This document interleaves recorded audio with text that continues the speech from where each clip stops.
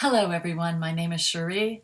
I'm a writer-director documenting the production of my first independent feature, The 99%. In this video, I'll talk about all the script versions I went through, from the vomit draft to the sixth and final version. Ideas for the 99% started coming to me at the end of 2021, beginning of 2022, and they were based on stories in the news about the economy and people trying to start unions, as well as vitriolic comments on the Nextdoor app and in YouTube comment sections about the economy and unions.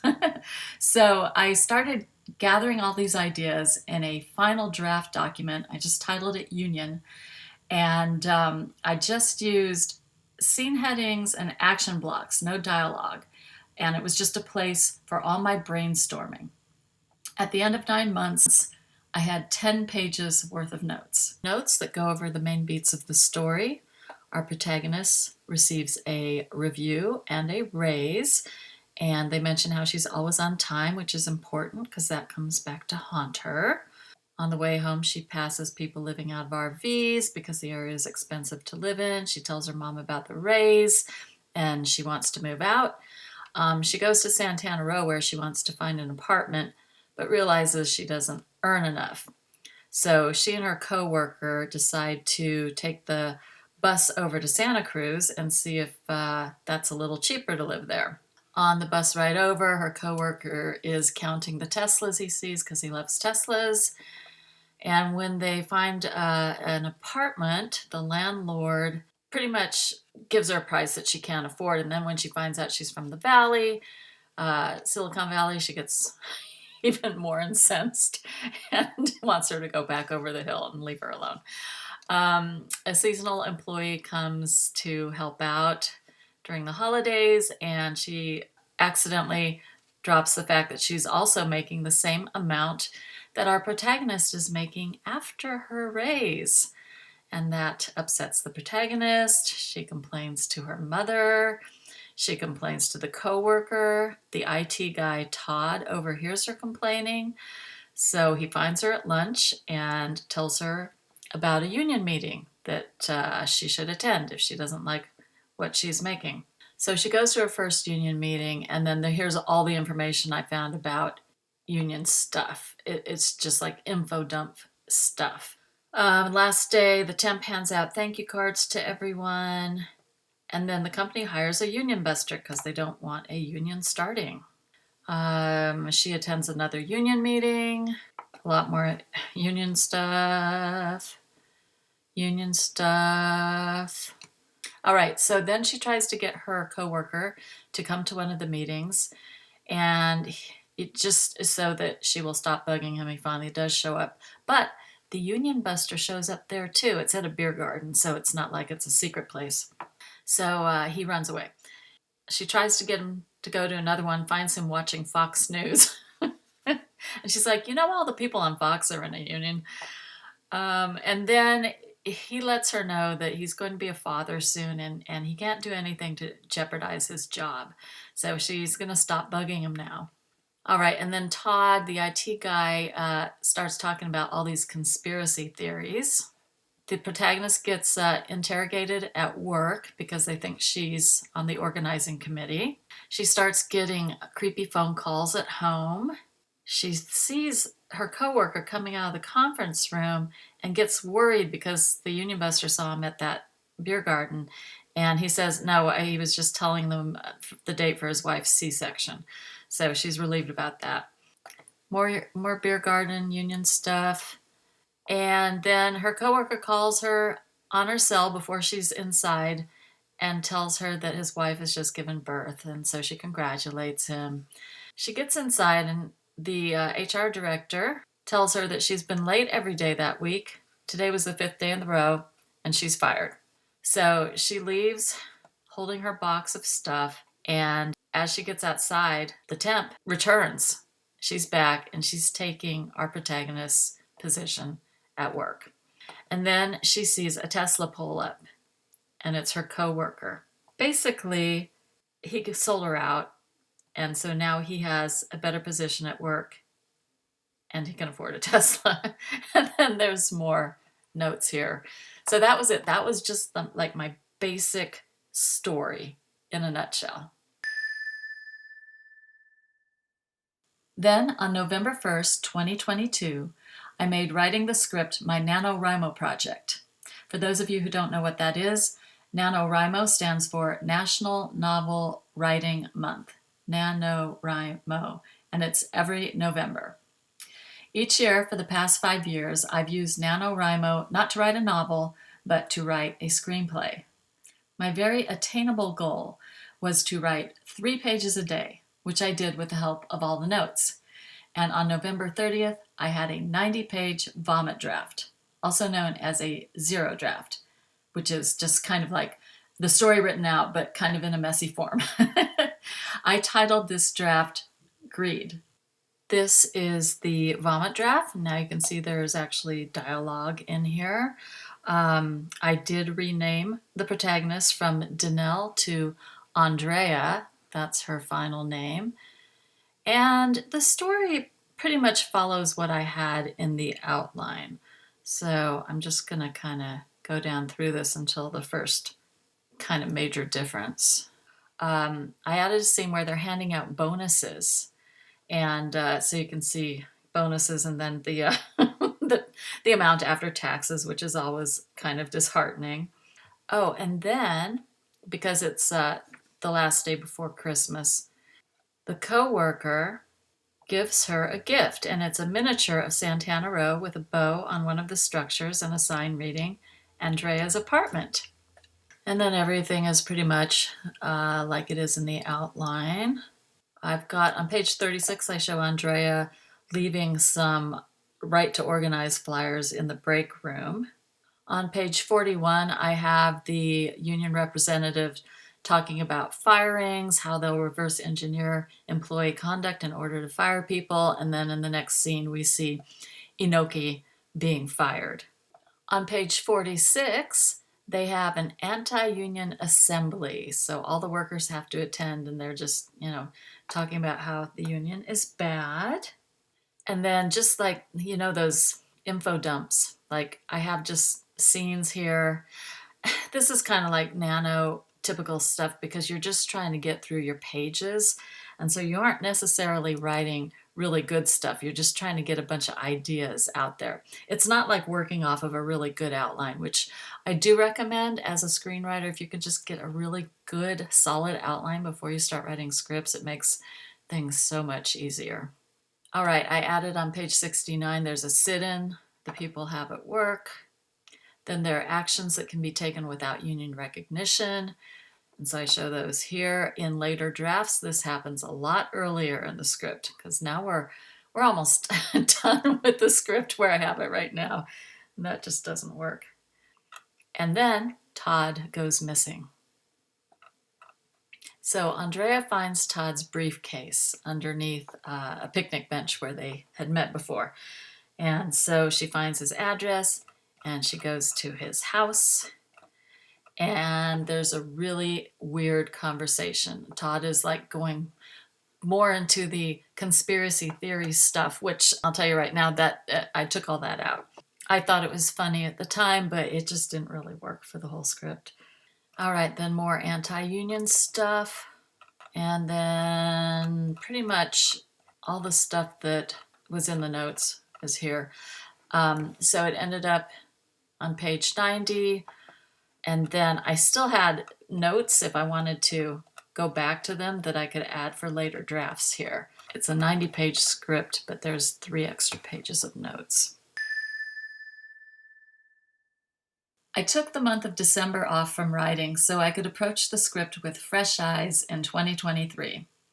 I rewrote it in January and the beginning of February and retitled it We Are Not Robots. The page count decreased by 6 pages to 84 pages. In early February, I hired 2 script readers, Alicia Brooks and Trisha Arand, to provide script coverage for this technically first draft. All right, this is the draft where I start getting the finalized names for everyone. I changed the boss's name from Mannix to Drew. I changed Darsh's name to Severe. and I changed Maria, the mother, to Consuelo. And the union representative gets a name, Marshall. All right, so here I did a little change in dialogue with Drew because now I want him to be like the cool boss, like he thinks he's the cool guy. So instead of saying, we just need you to sign, he's going to be, we just need you, John Hancock. You know, he's that kind of a person.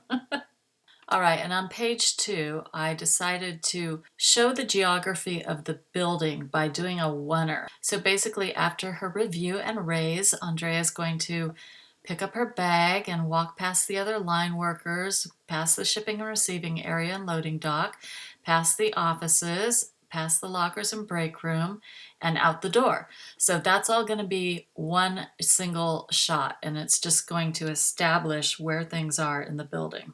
On page 11, I added a roller coaster scene where Andrea and Severe are riding the Giant Dipper at the boardwalk.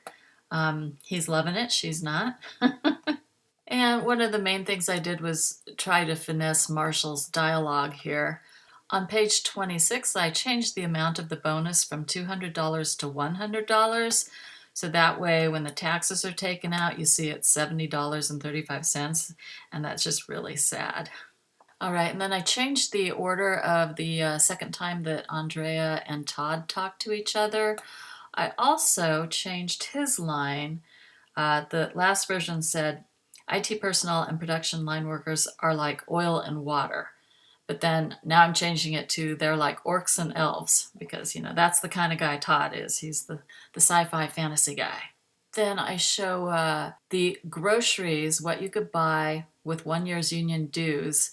And I had that in the last draft, but it was almost at the end. It was like page 70 something, and now it's on page 43.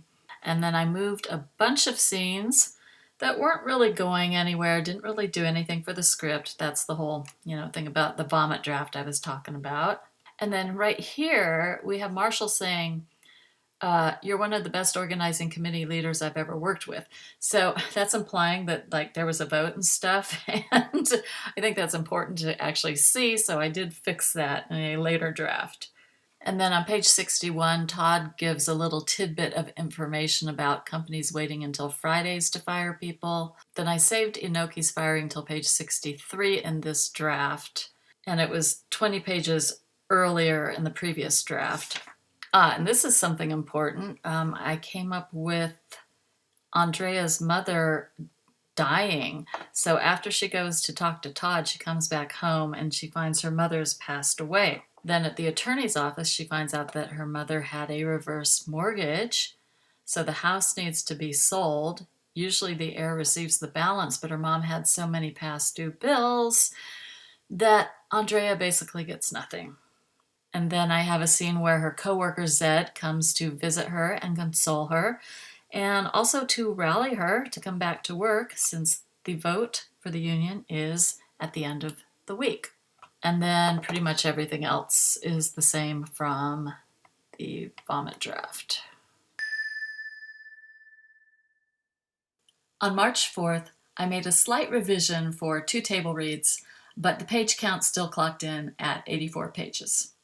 Very few changes on this version. I added just a couple more lines here during this oneer going through the office building. I added bits of conversation that were happening at the beer garden as Andrea came to attend her first meeting. I removed a couple of unnecessary beats. I repositioned where the groceries are down 1 page. And then I deleted an unnecessary action line that was right after this line where Andrea looks sad. Yeah, just got rid of that. So those were just the minimal changes on this draft. On June 16th, I incorporated Alicia and Trisha's notes into my 3rd draft for my 3rd table read. The length increased 10 pages to 94, and I retitled it The 99%. All right, this is the version where the script really starts taking shape. I changed the hourly wage that she was receiving from 17 to 20 because during this 2-year time period of me putting this together, 17 just didn't seem like very much. I added a couple more lines here with this oneer. I'm making the whatever it takes slogan like front and center because that is important to the story. And then when she goes to Santa Cruz, I changed the amount from $1,800 a month to $2,300 a month because, you know, inflation. I added a new character, Line Captain Zan, non-binary. Zan is the first person we see fired. And so we're setting up the whole banker's box and walking down the hall with your stuff. And I like doing things in threes. So we see that walk of shame 3 times in the movie. And then here's where I assigned the characters' dialogue that I had in the action block from the previous draft. I also removed a line here. One of the people was kind of like anti-Republican, and yeah, I just don't want this to be a political script, you know, as in Republicans and Democrats political. And then I started changing around the order of everything to make things flow better. Here is where Marshall says that it will be time to elect an organizing committee leader, and Zed elbows Andrea and like holds up her arm. So, you know, it's like they do want her to become the organizing committee leader. So I added a poster on the wall behind Andrea and Severe, open position, line captain. That was Zan's position.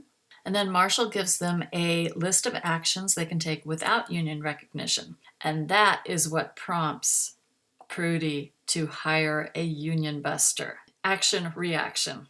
All right, page 47. The groceries have moved again. All right, so after this anti-union meeting, it angers Andrea so much that she calls Marshall and says that she'll be the committee leader. So that's kind of like the midpoint right there. It's page 49 here. It's a little later in later drafts. On page 55, I add a scene with Severe's wife, and she questions the union thing. She's like, it's a good thing, no? And he's like, it's complicated. Page 68, I added the reasoning for why the temps were paid the same thing as the people that got their raises. And then I have Todd using Andrea's landline at her home because he doesn't want to be tracked by his own phone's GPS. Page 72, I gave Marshall a little bit of a backstory, how he used to create motivational slogans. One of the readers had said, oh, it might be nice if, you know, he gives a story and, you know, so we know more about him. They probably meant like a union story, but I kind of liked this, so I stuck it in. We'll see how it works. And then on page 77, this was pretty significant. I took out Todd being a conspiracy theorist. So basically, he's just not at home. And there's a for sale sign sticking out of a fresh hole in front of his house. So no one knows what happened to him. And then starting with page 81, I added a scene for every day of the week, kind of like a countdown. It's a ticking clock. You know, the union vote is at noon on Friday. So Andrea comes to work every day, Monday, Tuesday, Wednesday, Thursday, Friday. And every day I show how she is a little delayed by circumstances and or people. And so that leads up to her getting fired on Friday. So on page 90, I show Andrea working alone at her station because Severe just became a father, so he's not at the office right now. And the poster advertising the open position no longer hangs on the wall behind her. Prudy walks up behind her and asks her to come to the conference room. And Andrea is hopeful about this because she thinks she's going to be told that she got the position. But she gets told that she's fired. And then later you hear, oh, look, it's the new line captain. And then you see Severe. Oh, and I also had a really kind of a mean line from Andrea here where she tells her boss that if he were drowning, she wouldn't save him. Yeah, I took that out. And I also added when Andrea is walking through the lobby with her banker's box and people are waiting for the union vote to begin, the people that were on the fence and like Andrea see this, and it actually leads them to take a place in line. So they are going to vote for the union. So there's like kind of an upside to this. I didn't want this to be just totally devastating. On August 8th, I made a few changes for the draft that I submitted to Jeff Howard's Rewrite Lab. In this fourth draft, the page count decreased by 1 to 93 pages. All right, this version I just tightened up some things, added some things, just polishing basically. So here we have the first hint of the opening credits montage with a pop song called The Valley of Heart's Delight. That's the original name for the Santa Clara Valley. Santa Clara Valley is now known as Silicon Valley. And that's going to be the credits scene. And we're going to travel from Menlo Park all the way to her home in San Jose. And we're going to pass all these Silicon Valley landmarks. And we're also going to show how generous she is because she just got a raise. So she gives some money to this guitarist busking by the bus stop. She gives a homeless person $1 at the Sunnyvale station. And then she buys some flowers for her mom from a street vendor when she gets to San Jose. So yeah, she's happy and she's just feeling generous. And then we're going to go by Meta headquarters, Stanford University, the Googleplex, the Computer History Museum, NASA Ames, Apple Park, Intel, Netflix, eBay, Children's Discovery Museum in Wasway, the Tech Interactive, and the Zoom headquarters. Those are all in Silicon Valley. Now in this version, I removed where Consuelo asked her to help her organize her remotes. I did want to set Andrea up as being like this organized person, but it wasn't working for me with the remotes. And then on page 11, I just changed to I currently live in San Jose and work in Menlo Park. Before I just had it, she lived and worked in San Jose, but I wanted to show all those cool things in the opening montage, and so now she works in Menlo Park. On page 67, when Todd uses the landline and the phone rings back, before I had Andrea not answering it, but now I have her answering it, and she hears weird electronic pings in the background, and that's something she hears later on when she's going to the IT department. So you kind of know that the IT supervisor is trying to track Todd. And I added this very important line, Severe's card sits on top, whatever it takes. Again, going back to the slogan, the poisonous company slogan. On August 24th, I made a few more revisions and hired Adrian Gunter to read this fifth draft and provide coverage. The page count remained at 93 pages. And the changes in this version were just super minimal. Corrected some spelling, added missing words or missing letters. Page 92, personal items were changed to personal effects. I used the phrase fighting back tears instead of holding back tears, like just little stuff. And then on page 93, I added something for Severe. He laughs again, then sees Andrea. Her eyes accuse him of betrayal. Severe looks down and sees the banker's box at Andrea's feet. A flash of surprise crosses Severe's face. He looks momentarily conflicted before turning back to his colleagues. So basically, I'm kind of giving Severe an out here. He didn't know Andrea was going to be fired. Yes, he did take the line captain position. But I wanted to make him more gray and not so black and white. Some people said that they just really kind of hated him after they read the script. They also said that about, Prudy and Drew and Keaton. But I want people to be able to see Severe on screen and think, wow, that could be me. I used the notes from Jeff and Adrian to write my sixth draft. On December 7th, 2023, this became my final draft, the locked script, as in no changes. This is what I'm using for the shooting script. The page count increased by 9 to 102 pages. Now, the page count jumped a lot, and part of that has to do with Jeff and Adrian's notes, reminding me that each new action should have its own new paragraph, and I was kind of combining them all into one action block when I was imagining a scene as a oneer. I just stuck everything that was going to be one shot into one fat little block. And unfortunately, this makes it so that readers can miss important information, and it doesn't reflect an accurate page count timing. I was also putting my beat parentheticals within the dialogue, and they actually get their own line. That affects page counts as well. And on page 2, it's like I keep rewriting this page. I put in all the characters, all the secondary work characters that we see later on within this opening oneer. And that way you'll see where the people work and kind of how they interact with each other. And that way when you meet them later, it's not just like, oh, where did this person come from? Oh, I gave the company a name, GPS Gems. And then I gave Consuelo another request for Andrea. Can you help me organize these bills? Some are past due.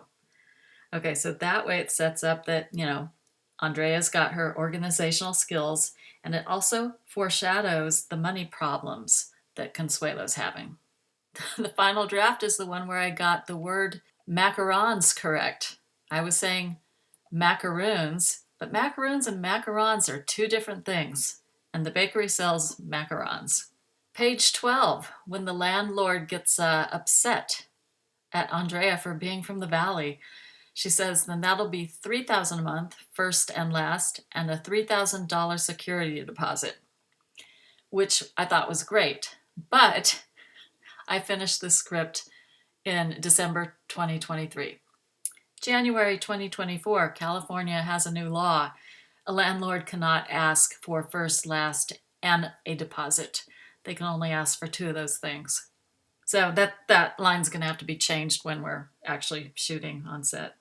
Page 14, now that I know what the company is, GPS Gems, I show the assembly of the GPS jewelry while Andrea is training Brianna. And the first time we saw Consuelo at home, there was a news show on. And every time from now on, whenever Andrea comes home from work, Consuelo's watching the news. And so I've added news stories that are always about the cost of living in Silicon Valley.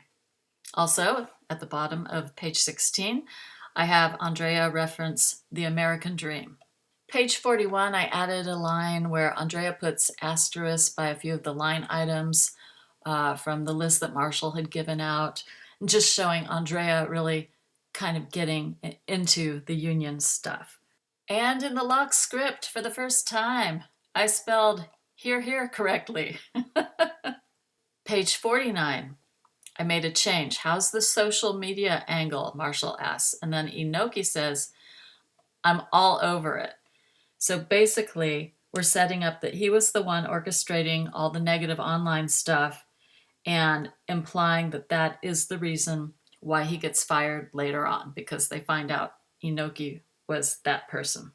Page 51, I finally figured out what all these expensive items are in the bags that people pull out that will add up to about $4,000 worth of groceries. Ooh, champagne. And then I added a scene where, by unanimous vote, our new union committee leader is Andrea. So there's a celebration to be had. There's finally something a little positive happening in the story. Page 59, I deleted 6 lines of dialogue that came after these 2 lines, and it just makes it a tighter script and it made more sense. And then I show that Drew makes a show of straightening the open position line captain flyer before walking away. And both Andrea and Severe stare at the flyer for a moment before turning back to their work. So this could technically be where you realize, oh, Severe might be interested in that position also. And then I actually picked an actual date on the calendar for the union vote instead of just saying this day. It's going to say we're looking at Friday the 27th. Now, unfortunately, I had picked September, but it's got to be August because of when Severe's child is born. And basically, the first inkling of her being pregnant is the second day of the script. I guess they're the first week of December when that starts. So, yeah, can't do September. I have to do August. Page 75, I made a really big adjustment here. Originally, I had Andrea coming in after she sees the graffiti on their door, and she just kind of falls into her mother's arms and says, I just don't know if I can take this anymore. And it always just felt a little ingenuous to me, I guess. So I took that line out, and then I added a scene where she's painting over the graffiti by the porch light, wiping away her tears. So now you know that the stress is getting to her, but she doesn't have to say that, and she doesn't have to like cry into her mother's arms. And then I show later that night, she puts together a pros and cons list about being the line captain. Page 84, I deleted some unnecessary lines of dialogue right after here.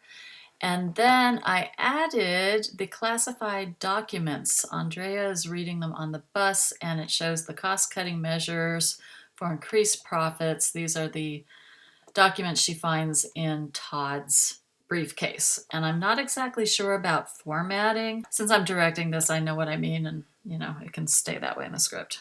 Okay, page 87. This is an important one too. I had a reader say that they really needed to see a scene where Andrea was grieving over her mother's death. And I did not want to do a graveyard scene. I mean, we see that so many times, and I said I wasn't writing it. I had the note a long time ago, but I just wasn't writing it. Then I came up with this idea. So on page 63, Marshall has just left, and there's like union pens on the table and stuff, and he had just circled the date of the union vote. Consuelo smiles and picks up a union pen. She examines it closely. Andrea stands and starts cleaning the union papers off the table. Consuelo writes in the calendar. Andrea does her dialogue. Consuelo looks up, closes the calendar, and hands it to Andrea. So basically, it looks like she's just doodling, right? Then on page 87, Andrea unpins the Christmas calendar from the wall. She mechanically crosses off a Sunday box. All the preceding dates are crossed out. The red circled Friday box with the word vote inside ends the week. Andrea stops and squints. In the bottom right corner of the circled Friday box is a handwritten note. I'm so proud of you. Love, Mom. Andrea sinks to the floor, holding the calendar close to her chest, and cries for a full minute. So that's the grieving of her mother when her mother sends her a message from beyond the grave, basically. And then later in that scene, when Zed comes over, he says, right, but they're not going to stop old Zed from voting. 6 days from now, I'm voting yes for the union. A look of realization crosses Andrea's face. Her vote is important. She must return to work that week in order to vote. I put that there because I do think it's important to have that moment, to have that look on her face. And those are the changes for the locked script. It was such a relief to complete the script. It is 12 pages over my 90-page goal, but I feel the story is really solid where it stands right now. And, once we're on set and in the editing room, things could change. So it will be interesting to see what the final total runtime is when the movie's complete. Now, some notes on script coverage. I spent $380 on coverage. Each reader charged a different amount, but I'd say spending anywhere from $100 to $150 is standard. The Rewrite Lab was $325, so the total amount I spent on script development for the 99% was $705. That's a lot of money, but it's worth it to me because I feel this final draft that I have is really good. So that's it for my video on the script writing process. Thank you for watching, and I will see you in the next one.